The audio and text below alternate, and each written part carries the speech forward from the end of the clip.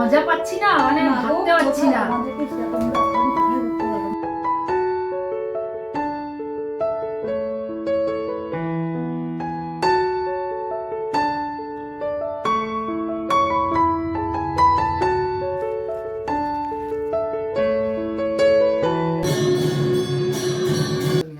খাবে তোমরা? যা দেবো না। Thank you, thank you. পড়ে গেলে কিন্তু আমি জানি না। আরে এখন আমরা ভিডিও করব, ভিডিও করব। হাসছো কেন? ভিডিও করতে এসে তুমি যেন করবে না। রাধে রাধে বন্ধুরা, শুভ সকাল। তোমরা কেমন আছো? আশা করি তোমরা যে যেখানে আছো সবাই খুব ভালো আছো, সুস্থ আছো। লালটু কুন্তি কিচেন অ্যান্ড ব্লগ চ্যানেলে তোমাদের আরও একবার জানাই অনেক অনেক স্বাগত আর অনেক অনেক ভালোবাসা। এখন তো মাঘ মাস চলছে, কদিন আগে পৌষ মাস ছিল, প্রচণ্ড শীত পড়েছিল। আর আজকের ব্লগটা দুপুরবেলা থেকে স্টার্ট করছি, মানে এখন ধরতে গেলে 11টা মতো বাজে। তো আজকের থেকে স্টার্ট করব, কালকের পর্যন্ত ভিডিওটা আমি কন্টিনিউ করতে থাকবো। তো তোমরা ভিডিওটা দেখো, আশা করি তোমাদের ভালো লাগবে। তো দেখো, সকালবেলায় সমস্ত কাজ সেরে নিয়েছি, মানে রান্নাবান্না হয়ে গেছে, ওই বেলা হয়ে গেছে, 11টা মতো বাজে। তো এইবার ওই বিছানাটা পরিষ্কার করতে এসেছি। ছেলে তো কলেজে বেরিয়ে গেছে, আর শীতের সময় তো মানে বিছানাগুলো একদম স্যাঁতস্যাঁতে ঠান্ডা ঠান্ডা হয়ে যায়। তো ওই কারণে ভাবছি আজকে গদিটা একটু রোদ্দুরে দিই, তাহলে কী হবে, মানে বিছানাটা একটু গরম থাকবে, ছেলে একটু আরাম পাবে। এই কারণে ওর গদিটা আমি রোদে দিতে নিয়ে গেছিলাম। আর বেশি রোদ্দুর ছিল না, তো 3টের দিকে নিচে নিয়ে চলে এসেছি। এখন বিছানা পুরো গুছিয়ে ফেলেছি। তো দেখো, একটা চাদর পেতেছি, তার উপরে আরও একটা নতুন চাদর পেতে দিলাম। আর চাদরটা তো সাদা, আর যদি ডাইরেক্ট পাতি, যদি জল টল পড়ে, নিচের যে গদির কালারটা সেটা এটার মধ্যে লেগে যেতে পারে। ওই কারণে আমি কি করলাম বলো তো, নিচে একটা পুরানো চাদর দিয়েছি, তার উপরে নতুন চাদর পেতে দিয়েছি। তো দেখতে বেশ ভালো লাগছে। আর চাদরের প্রিন্টটা এত সুন্দর না, কি বলবো বন্ধুরা, দারুণ লাগছে আজকে দেখতে খাটটাকে।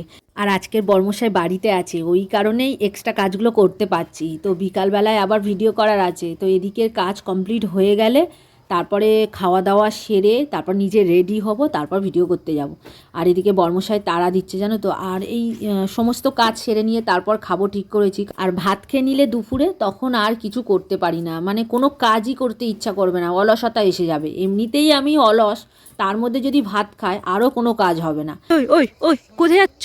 আরে এখন আমরা ভিডিও করব, ভিডিও করব। হাসছো কেন? ভিডিও করতে এসে তুমি যেন করবে না। তো এরকম করার কি আছে, ভিডিও করব। বাহ, তো এগুলো ঘর দিয়ে তো করে আসতে পারতে, হাতে আবার চিরুনি নিয়ে এসেছি। বন্ধুরা চলে এসেছে ভিডিও করতে। তা চলো ভিডিও করো। পরিবেশটা কিন্তু খুব সুন্দর, এই দেখো চারিদিকে গাছ গাছ গাছ, দেখছো সূর্য ডুবে যাওয়ার পথে। আর এই যে আমাদের ঐক্য বিল্ডিংটা দেখছো, ওই যে। চলো এবার গাছে উঠবো। সেই ছোটবেলায় উঠেছিলাম তো, ভুলে গেছি। মাদারের মতো? হ্যাঁ, বাঁদরের মতো ঝুলতাম।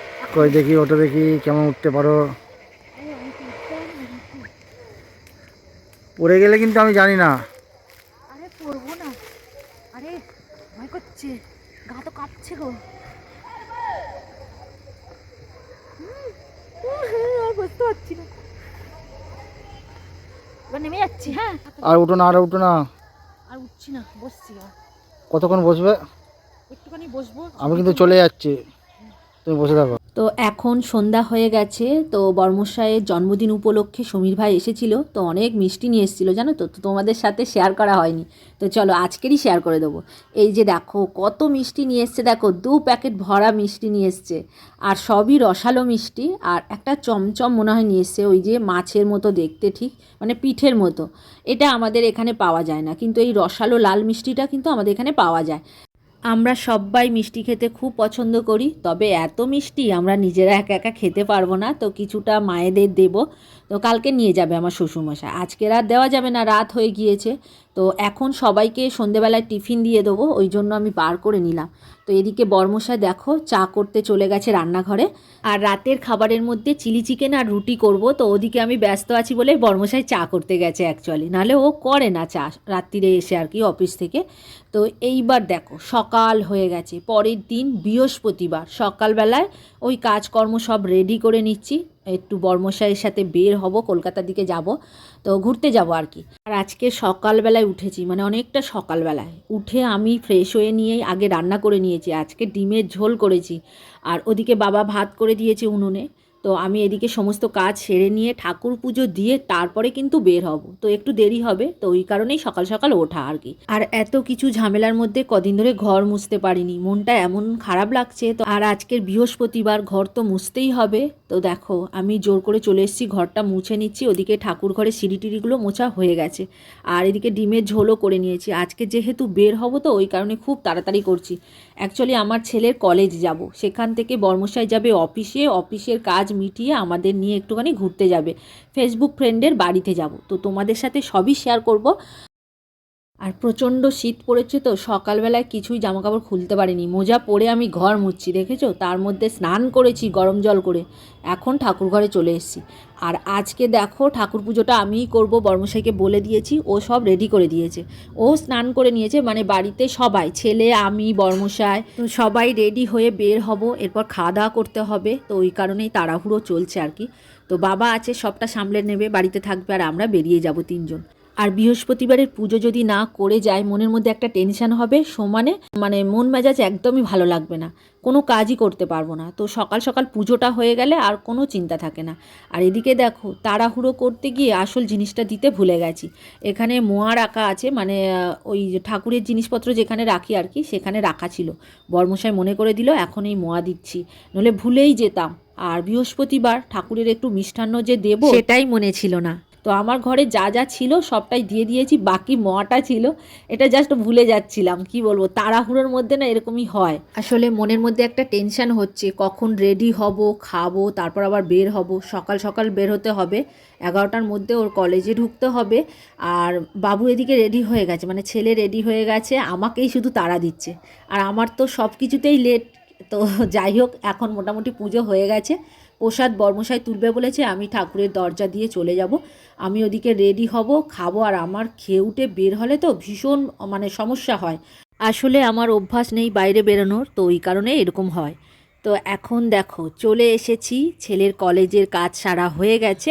ওই কলেজের পাশেই জগন্নাথ টেম্পল আছে, সেইখানেই গিয়েছি। তো তোমাদের একটুখানি দর্শন করিয়ে নেবো, আর এইখানেই আমাদের ফেসবুক ফ্রেন্ডের সাথে দেখাও করে নেবো। তো এইখানে ওনাদেরকে আসতে বলেছি, আমরাও তো গেছি, তো একসাথে মিট করব। আজকের ভীষণ এক্সাইটেড লাগছে নিজেকে, যে হঠাৎ করে আমরা ঠিক করেছি এই দিদিভাই দাদাভাইদের সাথে দেখা করব।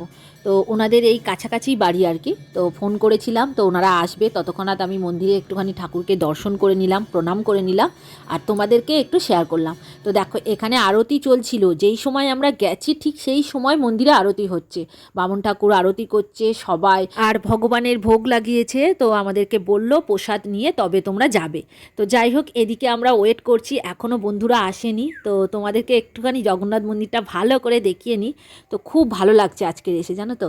আর এই শীতের সময় দেখবে ভালোভাবে ঘোরা যায়, কোথাও গেলে অসুবিধা হয় না। তবে গরমের সময় বাইরে বেরোনো যায় না, প্রচণ্ড গরম লাগে। আর এবছর শীতে আমরা কোথাও ঘুরতে যাইনি, তো বর্মশাইকে বললাম চলো যাই। তো ওই যে বললাম না, ছেলের মানে কলেজের কাজ ছিল, সেটা মিটিয়ে তারপর একটু এদিক ওদিক ঘুরবো আর কি।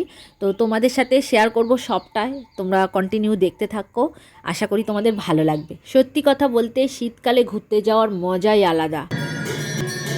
তো চলো এদিকে মন্দিরটা তোমাদের ভালো করে দেখিয়ে নিই। তো দেখো উপরে ঝাড়বাতি রয়েছে কত বড়, আর ঠিক জগন্নাথ দেবের সামনেই গরুর মহারাজ আছে, ওনাকেও আরতি করছে। আর যেখানে জগন্নাথ দেব থাকবে, নারায়ণ থাকবে, কৃষ্ণ থাকবে, সেখানে গরুর মহারাজ অবশ্যই থাকবে। তো চলো এইবার মন্দিরের উপরে চূড়াটা তোমাদের দেখিয়ে নিই। দেখো মন্দিরের চূড়াতে ধ্বজা লাগানো আছে, পুরীর মন্দিরের যেরকম ধ্বজা লাগানো থাকে ঠিক সেই রকম। মিনাদি কি করছো? এই যে আমার দিদি দাদারা এসেছে, তুমি নামে নামে টিফিন দিচ্ছি গো, নামে নামে টিফিন দিচ্ছি গো।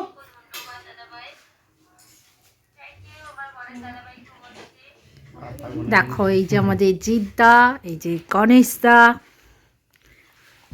এই রয়েছে লালটু নস্কর, আর এই হচ্ছে সমীর ভাই।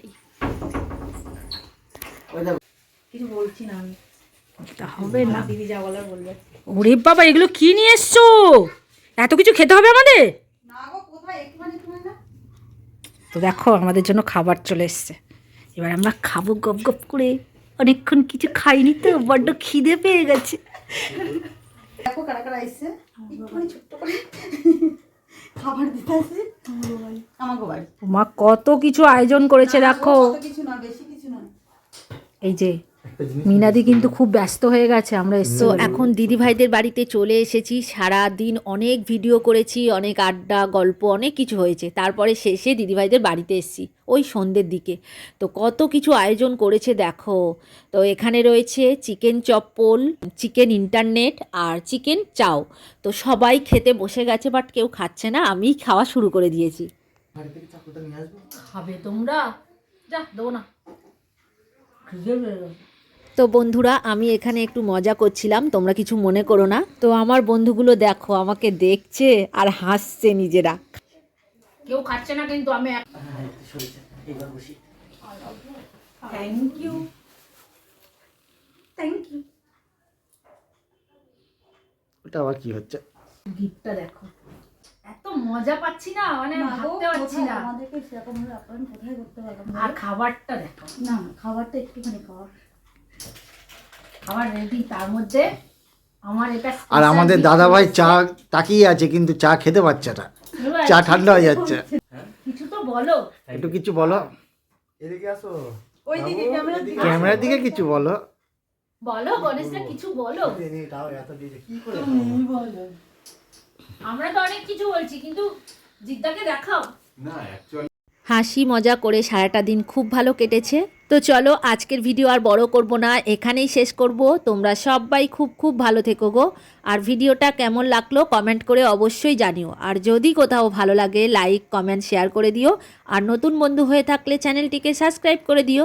আজকের মতো এখানেই শেষ করছি, এবার দেখা হবে পরের ভিডিওতে।